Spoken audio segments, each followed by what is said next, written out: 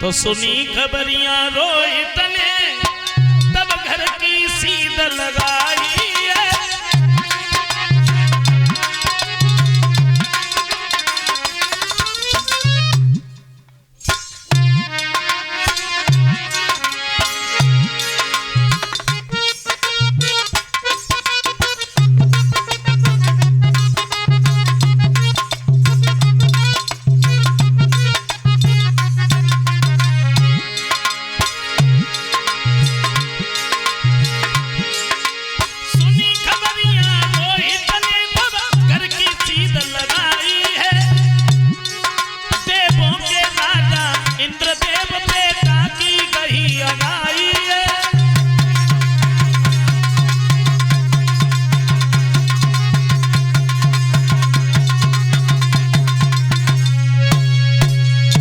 जवाब दिया है। देखो इंद्र सामने पहुंच गए। एक बात कही, बेटा अगर अभी तुम अपने पिता के घर पर चले गए तो तुम वरुण देवता के यज्ञ में चढ़ जाओगे। बोले फिर क्या करें? एक बात कही, ऐसा करो तुम अपने बदले में किसी दूसरे लड़के को लिए जाओ तो तुम उसे यज्ञ में चढ़ा देना तो तुम बच जाओगे। रोहितास ने क्या किया, ये विश्वामित्र के बहनोई के पास में पहुंचे। अजिगर्त जिनका नाम था, जिनके घर में 3 लड़के थे। एक बात कही, देखो आप अपना एक लड़का हमें दे दो और इस लड़के के बदले में आप हमसे 100 गाय ले लो। अजिगर्त कहते हैं, देखो रोहितास बड़ा वाला लड़का हमें बड़ा प्रिय है, फिर रानी की इच्छा है, आप रानी से पूछ लो। तो रानी से पूछा, उन्होंने ये कह दिया कि हमें छोटा वाला लड़का प्रिय है। तो बीच वाला जो लड़का था जिसका नाम था सुना, शेष उठ करके खड़ा हो गया। जवाब दिया, ना ही तुम्हें पिता को प्रिय हूं और ना ही माता को प्रिय हूं।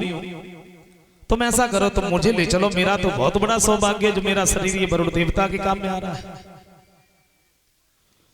100 गाय दी, सुना शेष को साथ में लिया और ये जब वहां से चले घर की तरफ जा रहे थे तो विश्वामित्र जी मिल गए। तो पूछ लिया, बेटा तुम कहां जा रहे हो? रो रो करके सारी बात बताई है, मैं वरुण देवता के यज्ञ में चढ़ने के लिए जा रहा हूं। मेरे माता पिता ने 100 गाय के बदले में मुझे दे दिया। विश्वामित्र जी हरिश्चंद्र के नजदीक आए हैं। इन्होंने वरुण देवता का यज्ञ किया, मंत्रों के द्वारा वरुण को प्रसन्न कर लिया। तो वरुण कहते हैं, ऐसा करो तुम हमसे वरदान मांग लो, हम तुमसे बड़े प्रसन्न हैं। तो इन्होंने वरदान में सुना शेष को मांग लिया। यज्ञ भी हो गया, बल भी नहीं चढ़ाई गई। लेकिन जिस दिन से महाराज हरिश्चंद्र ने वरुण देवता का यज्ञ किया, उसी दिन से इनका एक नियम सा बन गया, दिनों दिन दान करना, यज्ञ करना। अब ये तो कहानी आपको सब मालूम ही है। राज्य को दान में दे दिया, काशी में जाके बिक गए। तारा और रोहितास भी साथ में गए और जब काशी में जाके बिके तो महाराज हरिश्चंद्र जब घड़ा भरने के लिए गए, तारा उस जगह पर पहुंची है और तारा से एक बात कही, तारा तुम मेरा घड़ा उठवा दो। लेकिन तारा ने इनकार कर दिया। तो महाराज हरिश्चंद्र के दिमाग में एक बात आई, शायद पहले इसका कोई स्वार्थ था, कोई मतलब था, इसलिए इसने आज मेरा घड़ा नहीं उठवाया, तब तो मेरे साथ में बिक गई। और ये बिल्कुल सत्य बात है।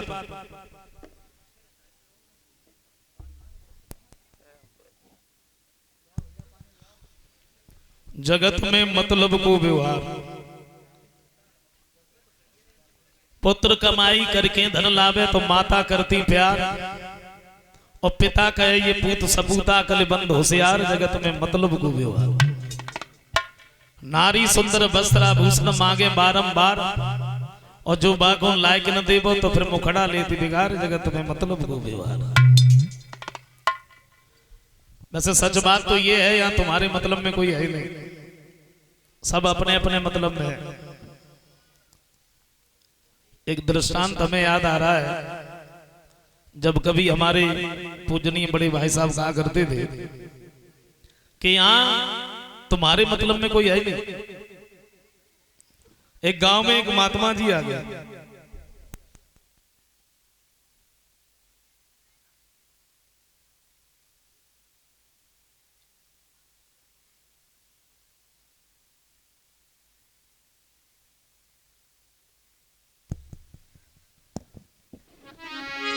एक महात्मा जी आ गए और गांव की गलियों में आवाज लगा रहे थे।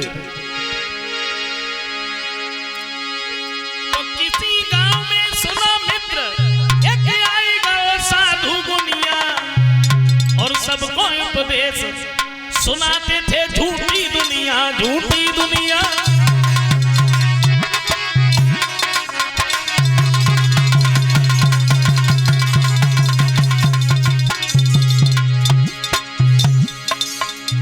एक महात्मा जी गांव की गलियों में आवाज लगा रहे थे, कोई किसी का नहीं है, सब अपने मतलब में।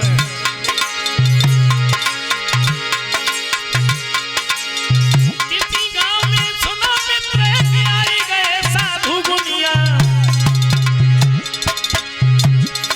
सबको उपदेश सुनाते थे झूठी दुनिया, झूठी दुनिया।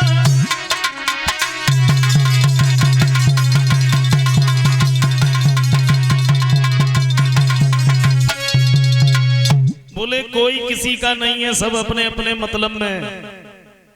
और तो कोई नहीं बोला। एक लड़का सामने पहुंचो, बोले बाबा जी तुम्हें कैसे मालूम सब अपने मतलब में? तुमने कमंडल ले लो, तुम गांव गांव घूम रहे, तुम जान तो सब तुम्हारी तरह घूमे, तुम्हें कैसे मालूम सब अपने मतलब में? हमारे घर वाले तो हमें इतना चाहते हैं, अगर 2-4 दिन घर पे लौट के ना आए, सब एक ही रस्सी में फांसी लगा के मर जाए, तुम्हें कैसे मालूम? बाबा जी बोले लला काम का करता? बोले कछुना है, पूरे दिन खटिया पे ऐसे ही धरे रात, और जो संजा भाई बस बंदूक उठाई और डकैती डाल लाई बस। बाबा जी बोले लला तभी तो तुम्हें चाहता है, और जे तुम सब करीबो छोड़ दे, फिर देखो तुम्हें बिना मांगे कोई पानी दे दे।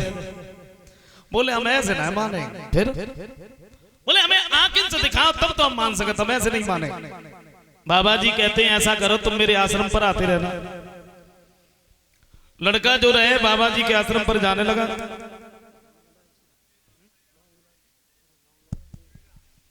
बाबा जी उसे प्राणायाम विद्या सिखानी शुरू कर दी। घंटों तक मुर्दा बना लेटा रहता था बिना श्वास लिए, और जब लड़का विद्या में निपुण बहुत सोई, बाबा जी बोले लला ऐसा करो तुम अपने घर पे जाओ, और तुम ऐसा करियो मुर्दा बने के लेट जाइयो, सब रोए, तब देखियो तुम्हारे रोता है अपने रोता है, हम आए बाकी बाद हम तुम्हें जिंदा कर ली। लड़का बोलो बाबा जी आने के जल्दी जाइयो। क्यों? अरे बोले मरवे के बाद में बड़ी जल्दी जल्दी पड़ी रहते, तुम ना आए पाओ से पहले उठाए के ना जरा देखो। बोले तुम चलो हम तुम्हारे पीछे पीछे आ रहे। लड़का घर पर पहुंचा, अपनी माँ से एक बात कही, मैया हाँ? बोले आज हमारी जो इच्छा है घर में रबड़ी बननी चाहिए।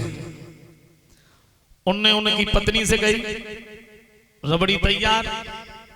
उनने आवाज लगाई, लड़का जो रहे हाथ पैर धोए के जैसी रबड़ी खाए के लिए चलो। आंगन में जा रहे थे, सोई महात्मा वाली बात याद आई, और बाई आंगन में खम्बा खड़ो रहे, उनने दोनों पैर फांसे और वहीं पे गिर पड़े। पत्नी ने जैसी देखो रसोई में से सुबह भागी, नबज देखी वहां कहूं का चुना, रोई उठी, रोई लेकिन ज्यादा ना रोई।